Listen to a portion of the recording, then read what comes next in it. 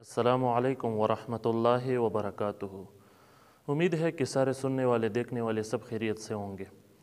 जब से मैंने सुना कि मर्द कलंदर मुहाफ़िज़ नामूस रसालत जनाब हाफ़िज़ साद सैब मुबारक हफ़िज़हुल्लाह रिहा हो गए हैं, तो यकीनन ये जितनी भी आशिक़ान रसूल है, नामूस रसालत के परवाने हैं, ये सब के लिए एक खुशी का बायस है।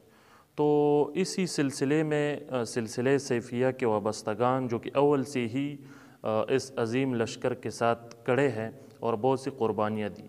हमारे मशाइख़ भी जब साथ साहब रिहा हो गए तो मुबारकबाद देने के लिए उनके पास तशरीफ़ ले गए हैं।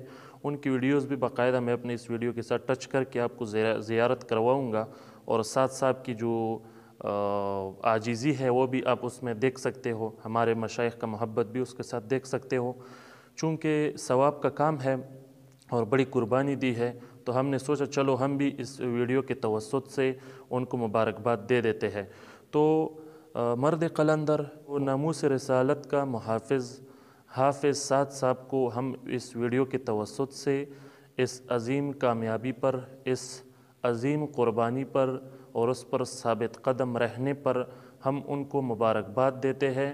अल्लाह तबारक व तआला आपकी जो आपने कामयाबी हासिल की है, ये जो आपने क़ुरबानी दी है, जो यकीनन हर किसी के नसीब में ये नहीं होता, तो अल्लाह तबारक व तआला की ये क़ुरबानी कबूल और मंजूर फरमाए। और इसी तरह से जितने भी आशिक़ान रसूल है, नामूस रसालत के परवाने हैं, जितने उनके चाहने वाले हैं और जिनके लिए यकीनन बरेलवी होना भी ज़रूरी नहीं है, जितने भी नामूस रसालत के मुहाफ़िज़ीन है, तो वो यकीनन उस पर खुश होंगे, इन क़ुरबानियों का दिल से कदर करते होंगे। तो हम उनको भी मुबारकबाद पेश करते हैं। अल्लाह तबारक व तआला आपको भी सबको खुश रखे और अल्लाह तबारक व तआला उनके इन क़ुरबानियों के सबब और इन शहादतों के सबब जो आशिक़ान रसूल ने दी, तो अल्लाह तबारक व तआला हमसे भी राज़ी हो। अस्सलामु अलैकुम वरहमतुल्लाहि वबरकातुहू। जी उस नाम पर तो जान हाज़िर है। वही तो बात है, उसी के लिए तैयारी है। खुदावंद ने ताला आपको खुश रखे, खुदावंद ने ताला और भी अज़मत दे, आमीन, हौसला दे दे, बस हमें इसी तरह रखे। आमीन। इसी तरह रखे, इससे भी बढ़ के, इससे भी बढ़ इससे कर भी बढ़ के, आमीन, इससे भी बढ़ के इंशाअल्लाह आमीन आमीन। और बेहतर है।